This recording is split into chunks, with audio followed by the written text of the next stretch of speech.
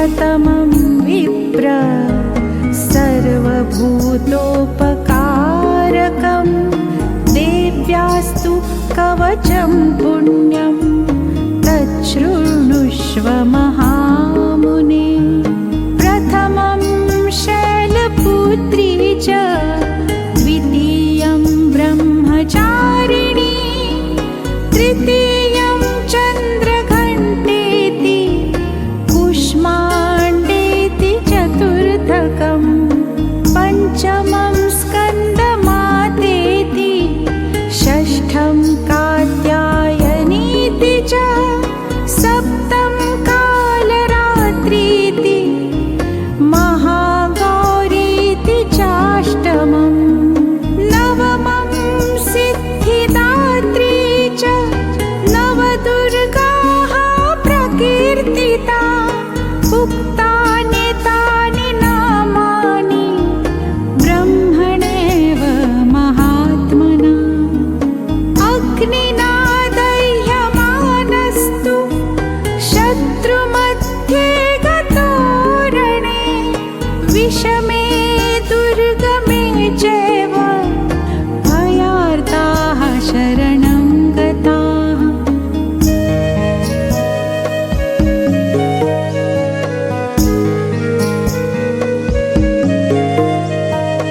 न तेषां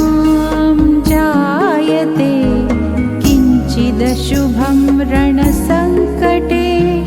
नापदं तस्य पश्यामि शोकदुःखभयं नहि। येस्तु भक्त्या स्मृता नूनं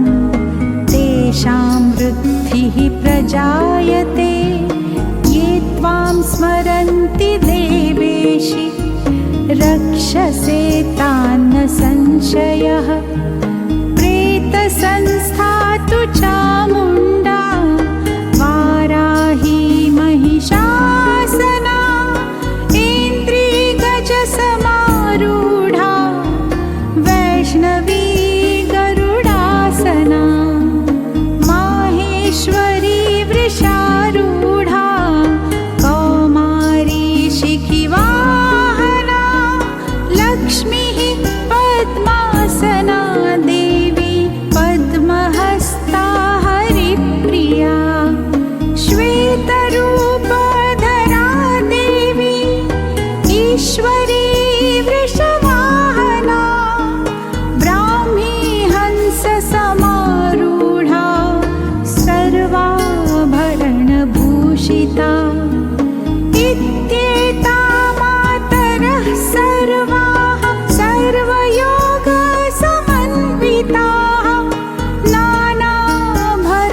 नानाभरणशोभाढ्या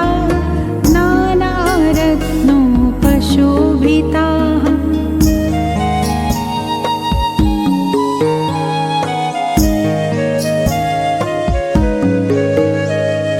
दृश्यन्ते रथमारूढा देव्यः क्रोधसमाकुलाः शङ्खं चक्रं गदाशक्तिं हलं च मुसलायुधं खेटकं तोमरं चैव परशुं पाशमेव च कुन्तायुधं त्रिशूलं च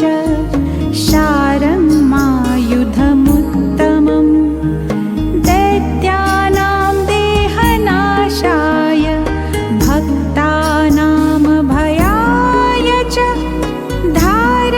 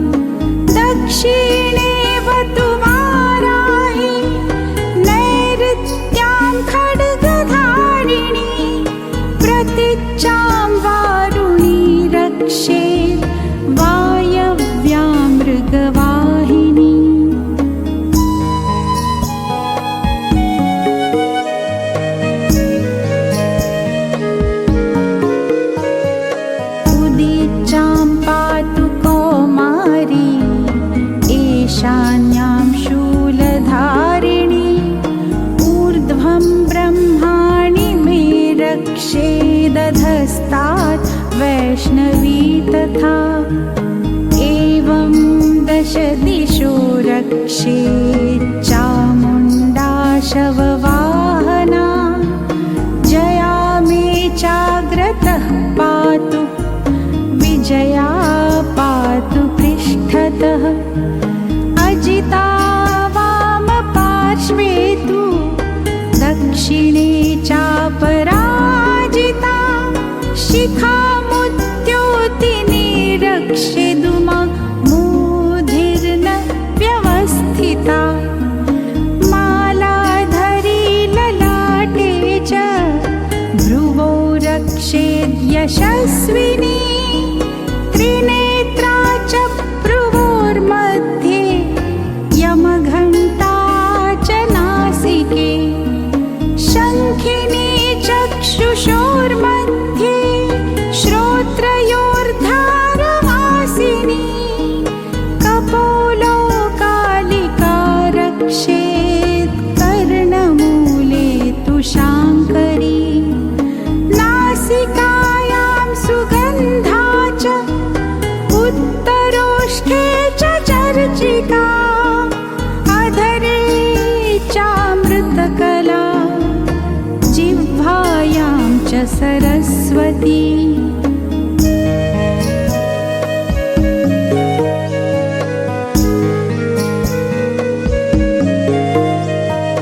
दन्तान् रक्षतु कौमारी कण्ठदेशे तु चण्डिका घण्टिकां चित्रघण्टा च महामाया च तालुके कामाक्षी चिबुकं रक्षेत् वाचं मे सर्वमङ्गला ग्रीवायां भद्रकाली च पृष्ठवंशे धनुर्धरी नीलग्रीवा बहिः कण्ठे नलिकां नलकूबरी स्कन्धयो खड्गिनी रक्षेत् बाहू मे वज्रधारिणी हस्तयोर्दण्डिनी रक्षेत् अम्बिका चाङ्गुलीषु च नखाञ्चूलेश्वरी रक्षेत् कुक्षौ रक्षेत् कुलेश्वरी स्तनो रक्षेन्महादेवी मनः शोकविनाशिनी हृदये ललिता देवी उदरे शूलधारिणी नाभौ च कामिनी रक्षेत् गुह्यं गुह्येश्वरी तथा पूतना कामिका मेढ्रं गुदे महिषवाहिनी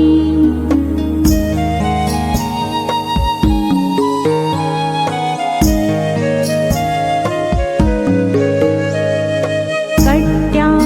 भगवती रक्षेत् जानुनी विन्ध्यवासिनी जङ्घे महाबला रक्षेत् सर्वकामप्रदायिनी गुल्फयोर्नारसिंही च पादपृष्ठे तु तेजसी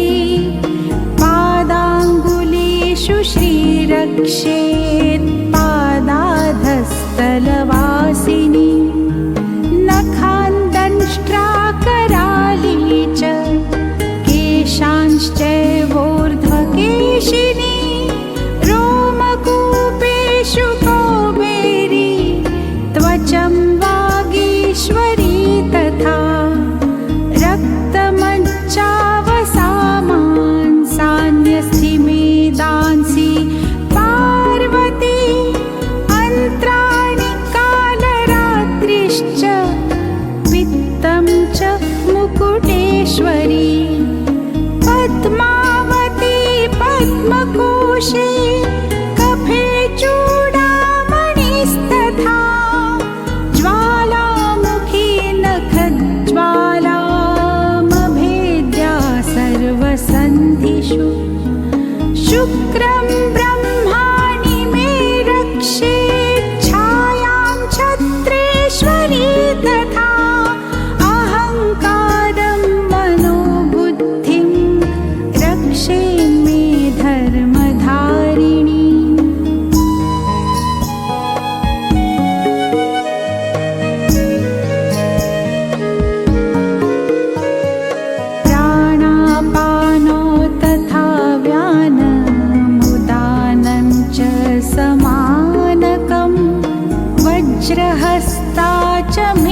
रक्षेत् प्राणं कल्याणशोभना रसे रूपे च गन्धे च शब्दे स्पर्शे च योगिनी सत्वं रजस्तमश्चैव रक्षेन्नारायणी सदा आयुरक्षतु वाराही धर्मं रक्षतु वैष्णवी यशः कीर्तिं च लक्ष्मीं च धनं विद्यां च चक्रिणी गोत्रमिन्द्राणि मे रक्षेत् पशून् मे रक्ष चण्डिके पुत्रान् रक्षेत् महालक्ष्मी भार्यान् रक्षतु भैरवी पन्थानं सुपथा रक्षेत् मार्गं क्षेमकरी तथा राजद्वारे महालक्ष्मीर्विजया सर्वतः स्थिता रक्षाहीनं तु यत् स्थानं वर्जितं कवचेन तु तत्सर्वं रक्ष मे देवि जयन्ती पापनाशिनी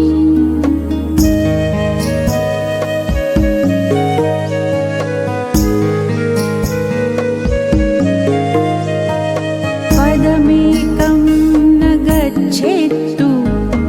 यदीच्छेच्छुभमात्मनः कवचेनावृतो नित्यं यत्र यत्रैव गच्छति तत्र तत्रार्थलाभश्च विजयः सार्वकामिकः यं यं चिन्तयते कामं तं तं प्राप्नोति निश्चितं परमैश्वर्यमतुलं प्राप्स्यते भूतले पुमान् निर्भयो जायते मर्त्यः सङ्ग्रामेष्वपराजितः त्रैलोक्ये तु भवेत् पूज्यः कवचेनावृतः पुमान् इदं तु देव्याः कवचं देवानामपि दुर्लभं यः पठेत् प्रयतो नित्यं त्रिसन्ध्यं श्रद्धयान्वितः दैवी कला भवेत्तस्य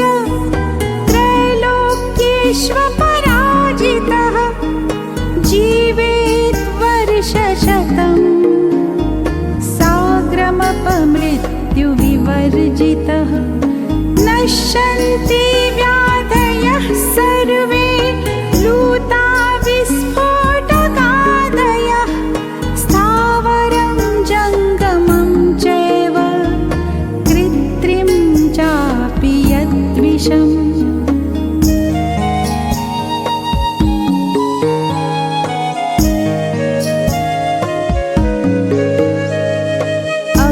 अभिचाराणि सर्वाणि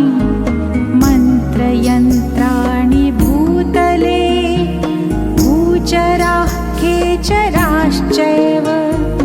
जलजाश्चोपदेशिकाः सहजा कुलजामाला डाकिनी शाकिनी तथा अन्तरिक्षचरा घोरा डाकिन्यश्च महाबलाः ग्रहभूतपिशाचाश्च यक्षगन्धर्वराक्षसाः ब्रह्मराक्षसवेतालाः कूष्माण्डा भैरवादयः नश्यन्ति दर्शनातस्य कवचे हृदि संस्थिते मानोन्नतिर्भवेत् राज्ञस्तेजो वृद्धिकरं